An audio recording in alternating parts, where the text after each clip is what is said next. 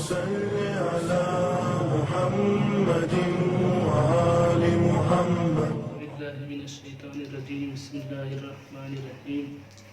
الحمد لله رب العالمين. الصلاة والسلام على أشرف الأنبياء والمرسلين سيدنا ومولانا ومولى الثقلين جد الحسن والحسين أبي القاسم محمد وعلى أهل بيته الطيبين الطاهرين المعصومين المظلومين ولعنة الله على أعدائهم أجمعين من الآن إلى قيام يوم الدين. أما بعد، فقد قال امام جعفر الصادق علیہ السلام: من ذکرنا او ذکرنا عنده فخرج من عینه مثل جناح بعوضة فغفر الله ذنوبهم وكانت مثل زبد البحر.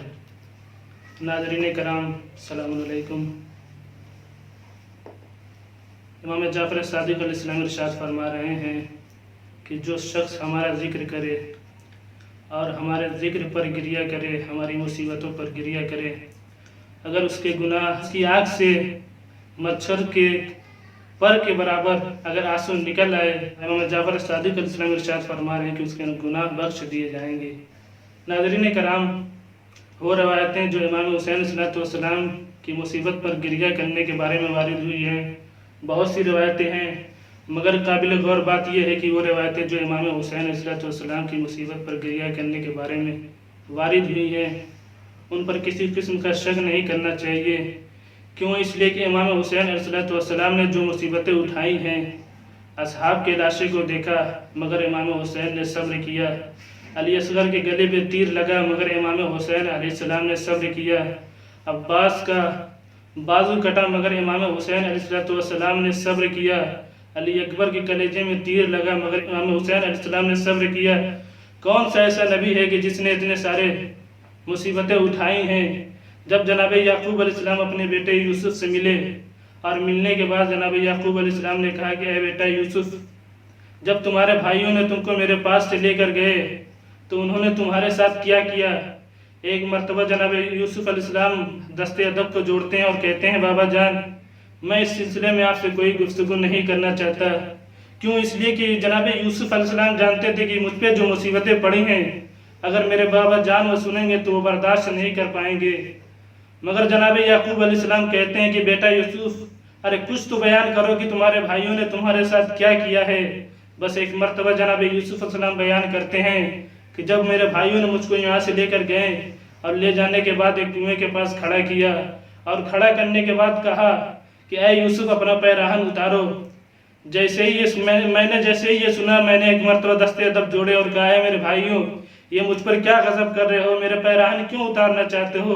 بس ایک مرتبہ میرے بھائیوں نے میرے سامنے چھری رکھی اور رکھنے کے بعد کہا: اگر تم پیراہن نہیں اتارو گے تو ہم تمہیں قتل کر دیں گے. مجبوراً ہو کر میں نے اپنا پیراہن اتارا اور جیسے ہی میں نے اپنا پیراہن اتارا تو میرے بھائیوں نے مجھے کنویں میں پھینک دیا. بس ایک مرتبہ جناب یعقوب علیہ السلام نے یہ سنا، فوراً غش کھا کر گر پڑے. میں دست ادب جوڑ کے کہوں گا: اے یعقوب علیہ السلام، ارے آپ کے سامنے آپ کا بیٹا صحیح و سالم موجود تھا لیکن آپ سے صبر نہ ہوا. ارے آپ نے یہ واقعہ کئی سال بعد سنا مگر آپ سے یہ صبر نہ ہوا. مگر ذرا کربلا میں آئیے، امام حسین علیہ السلام کے ہاتھوں پہ بیٹے کا لاشا ہے مگر امام حسین علیہ السلام نے صبر کیا ہے. وہ شخص امام حسین علیہ السلام کی مصیبت پر گریہ کرے اور اس کے بدلے اگر اس کے گناہ معاف ہو جائے تو اس میں کسی قسم کا شک اور شبہ کرنے کی ضرورت نہیں ہے. علامہ بحر العلوم جب سامرہ کی طرف جا رہے تھے اور انہوں نے راستے میں سوچا اس حدیث کے بارے میں کہ جس میں ارشاد ہو رہا ہے کہ اگر کوئی شخص امام حسین علیہ السلام کی مصیبت پر گریہ کرے تو اس کے گناہ معاف ہو جاتے ہیں. ابھی یہ سوچ ہی رہے تھے کہ اتنے میں دیکھنے کی سامنے سے ایک گھوڑ سوار آتا ہوا نظر آتا ہے اور جیسے ہی وہ قریب آیا تو اس گھوڑ سوار نے پوچھا: اے علامہ بحر العلوم، شاید آپ پریشان نظر آ رہے ہیں، اگر کوئی علمی سوال ہو تو آپ مجھ سے دریافت کریں، انشاءاللہ میں آپ کے سوال کا جواب دوں گا. علامہ بحر العلوم ارشاد فرما رہے ہیں کہ میں اس حدیث کے بارے میں سوچ رہا تھا کہ جس میں ارشاد ہو رہا ہے کہ اگر کوئی شخص امام حسین علیہ السلام کی زیارت کے لیے گھر سے نکلے تو اس کے ہر قدم پہ ایک حج اور ایک عمرے کا ثواب دیا جاتا ہے. تو ایک مرتبہ گھوڑ سوار کہتا ہے کہ آپ پریشان نہ ہو، میں آپ کو ایک واقعہ سناتا ہوں جس سے آپ کو معلوم ہو جائے گا کہ اتنا ثواب کیوں ہے. بس ایک مرتبہ वो घोड़सवार कहता है कि एक बादशाह था और वो अपने साथियों के साथ शिकार पर निकला, और निकलने के बाद जैसे ही जंगल में वो पहुंचा, उसने बादशाह ने देखा कि एक शिकार है जो दौड़ रहा है। एक मर्तबा बादशाह ने अपने घोड़े को शिकार की तरफ दौड़ाया और इतनी तेज से दौड़ाया कि वो अपने साथियों से भटक गया, वो रास्ता भटक गया। बस एक मर्तबा जंगल में वो अकेला है, भूख प्यास का गलबा जाहिर हुआ उस पे। अचानक उसने देखा कि एक खैमा है। जैसे ही वो खैमे के करीब पहुंचा, उसने देखा कि एक बूढ़ी औरत है और उस बूढ़ी औरत के साथ एक बच्चा है और उसकी एक बकरी है। अब जैसे ही वो खैमे में दाखिल हुआ, उस बूढ़ी औरत ने उस बकरी को ज़िबह किया और ज़िबह करने के बाद उसका गोश्त पकाया और पकाने के बाद उस बादशाह को खिला दिया। हालांकि वो औरत नहीं जानती थी कि ये बादशाह है या कौन है, मगर उसने खिलाया और खिलाने के बाद बादशाह ने वहीं पे क़याम किया। जब सुबह हुई और वो अपने साथियों से मिला तो उसने सारा वाक़या बयान किया कि मैं जब जंगल में गया, मैंने शिकार की तरफ अपने घोड़े को दौड़ाया और दौड़ाने के बाद मैं रास्ता भटक गया था, तो मैंने एक खैमा देखा। मैं उस खैमे के अंदर दाखिल हुआ, बूढ़ी औरत दिखाई दी और उसने अपनी बकरी को ज़िबह किया और मुझे अब पेट भर खाना खिलाया। लिहाजा मैं चाहता हूँ कि मैं उसके एहसान का बदला अदा करूँ। बस एक मर्तबा उसके साथियों ने कहा कि आप उसके भी एहसान का बदला इस तरह दें कि आइए कोई 100 गोश्तफंद अता करें, इससे आपके एहसान का बदला चुक जाएगा। दूसरा सिपाही आगे बढ़ा और उसने कहा कि आप उसे 100 गोश्तफंद और 100 अशरफी अता करें कि जिससे आपके एहसान का बदला चुक जाएगा। तीसरा शख्स आगे बढ़ता है और वो कहता है कि बादशाह, आप उसे फला जगह वाली ज़मीन अता कर दें कि जिसकी वजह से उसके एहसान का बदला अदा हो जाएगा। बस एक मर्तबा बादशाह कहता है कि अगर मैं अपनी सारी सल्तनत उसके नाम कर दूं, सारा तख्त ताज उसके नाम कर दूं, फिर भी मैं उसके एहसान का बदला नहीं चुका सकता। क्यों? इसलिए कि उसके पास जो कुछ था, उसके पास जो कुछ सरमाया था, उसने सब कुछ मुझ पर कुर्बान कर दिया था। हालांकि वो नहीं जानते थे कि मैं बादशाह हूँ कि कौन हूँ, लेकिन उसने बेगर सोचे समझे सारा सरमाया मुझ पर कुर्बान कर दिया। इमाम हुसैन अलैहिस्सलाम के पास जो कुछ था, अपना माल, अपनी दौलत, अपने भाई बहन, सब कुछ इस्लाम पर कुर्बान कर दिया। ये सब इस्लाम की पासदारी के लिए किया, ये सब दीन की पासदारी के लिए किया। तो अगर अल्लाह ताला उन पर जो मुसीबतें आई हैं, अगर उसके बदले अगर कोई शख्स उनकी मुसीबतों को याद करे, कोई रोए, तो उसके बदले अगर किसी के गुनाह माफ़ हो जाए तो इसमें कोई शक करने की ज़रूरत नहीं है। उसके बाद वो घोड़सवार वहाँ से चला जाता है, गायब हो जाता है। रसूल खुदा सल्लल्लाहु अलैहि वसल्लम इरशाद फरमाते हैं कि क़यामत के दिन हर शख्स रोएगा सिवाय उस आँख के कि जिसने इमाम हुसैन अलैहिस्सलाम पे गिरिया किया हो, और उसे बशारत दी जाएगी और नेमात जन्नत की बशारत दी जाएगी।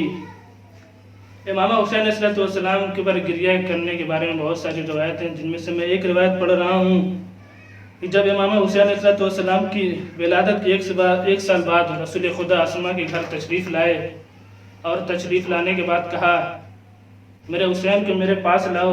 जैसे ही अस्मा हुसैन को रसूल के पास लाती हैं और लाने के बाद रसूल दाहिने कान में अज़ान और बाएं कान में इक़ामत कहते हैं, और कहने के बाद हुसैन को अपनी आगोश में लेते हैं और लेने के बाद ज़ारो ख़तार रोने लगते हैं। अस्मा कहती हैं कि आप पर मेरी माँ बाप की जान कुर्बान हो, आप इस कदर क्यों रो रहे हैं।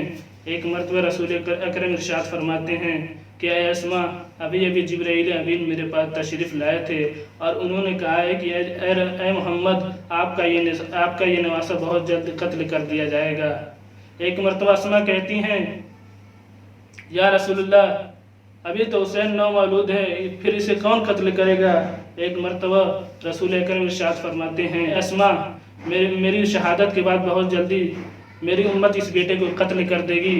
और फिर दुआ करते हैं कि खुदाया मेरी शफाअत उनके नसीब में न हो जो मेरे हुसैन पर मुसीबत के पहाड़ है, जो मेरे हुसैन को कत्ल करे।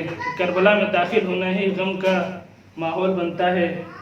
जब अंबियाए कराम इस सरजमीन पर पहुँचे हैं तो उन्होंने इस सरजमीन पर क़याम किया और उन्होंने इस सरजमीन के लिए दुआएं की कि परवरदिगार इस सरजमीन पर रहमतें नाज़िल कर। जब अहले बैत अलैहिस्सलाम का काफ़िला सरज़मीन करबला पर पहुंचा तो उम्मे कुलसूम कहती हैं, ऐ भैया हुसैन, जब से हम इस सरज़मीन पर आए हैं مجھ پر ایک عجیب قسم کا غم طاری ہوا ہے۔ بس ایک مرتبہ حسین فرماتے ہیں کہ اے بہن ام کلثوم، جب ہم لوگ جنگ صفین سے واپس پلٹ رہے تھے تو بابا جان ساتھ موجود تھے، بھائی حسن بھی موجود تھے۔ جب اس سرزمین پر پہنچے تو بابا جان نے قافلے کو روکا اور روکنے کے بعد سواری سے اترے اور اترنے کے بعد اس سرزمین پر قیام کیا تھوڑی دیر کے لیے۔ جیسے ہی اس سرزمین پر تھوڑی دیر کے لیے سوئے، اچانک خواب سے بیدار ہوئے اور بیدار ہونے کے بعد رونے لگتے ہیں۔ بھائی حسن نے کہا اے بابا جان آپ کیوں رو رہے ہیں؟ بس ایک مرتبہ بابا جان کہتے ہیں کہ میں نے خواب دیکھا ہے۔ امام حسن اسلام فرماتے ہیں کہ بابا جان آپ نے کیا خواب دیکھا ہے؟ بس ایک مرتبہ مولا کائنات کہتے ہیں کہ میں نے خواب میں دیکھا ہے کہ یہ سرزمین ایک خون کے دریا میں تبدیل ہو گئی ہے اور میرا بیٹا حسین اس میں پاؤں مار رہا ہے، میرا بیٹا حسین اس میں پاؤں مار رہا ہے۔ بس ایک مرتبہ امام حسین علیہ السلام کی طرف مخاطب ہوئے اور کہتے ہیں کہ بیٹا حسین اگر تجھ پر یہ مصیبت آئی تو تم کیا کرو گے؟ بس ایک مرتبہ امام حسین علیہ السلام فرماتے ہیں کہ بابا جان اگر یہ وقت مجھ پر آیا تو انشاءاللہ میں صبر کروں گا۔ روایتوں میں ملتا ہے کہ جب جناب آدم علیہ السلام جنت سے زمین پر آئے اور انہوں نے جناب حوا کو نہ پایا تو انہوں نے جناب حوا کو ڈھونڈنا شروع کر دیا، اور جب اس سرزمین پر آئے تو انہیں ایک عجیب قسم کا غم طاری ہوا ان کے دل پر، اور جیسے ہی وہ مقتل حسین کے قریب پہنچے ان کا پاؤں پھسلا اور وہ گر پڑے اور وہ گر گئے، اور گرنے کے بعد ان کے پاؤں سے خون طاری ہوا، ان کے پاؤں سے خون جاری ہوا۔ بس ایک مرتبہ جناب آدم علیہ السلام خداوند کریم کی بارگاہ میں دعا کرتے ہیں پروردگارہ مجھ سے کون سی خطا ہو گئی ہے کہ تو نے مجھے عذاب نازل کیا؟ بس ایک مرتبہ خدا کی طرف سے وحی آتی ہے اور کہتے ہیں، اور وحی آنے کے بعد جبرائیل علیہ السلام آتے ہیں اور آنے کے بعد کہتے ہیں کہ اے آدم علیہ السلام آپ پر کوئی عذاب نہیں آیا، آپ نے کوئی خطا نہیں کی، آپ کا بیٹا حسین اس سرزمین پر بھوکا پیاسا شہید کیا جائے گا۔ ایک مرتبہ جناب آدم علیہ السلام کہتے ہیں کہ انہیں کون قتل کرے گا؟ وحی نازل ہوئی کہ اسے یزید ملعون قتل کرے گا۔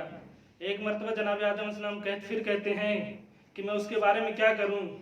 پھر وحی آئی کہ اے آدم اس پر آپ لعنت کریں، تو جناب آدم علیہ السلام نے 4 مرتبہ لعنت کی، اور لعنت کرنے کے بعد آپ میدان عرفات کی طرف گئے اور آپ کی ملاقات جناب حوا علیہ السلام سے ہوئی۔ الحمدللہ رب العالمین۔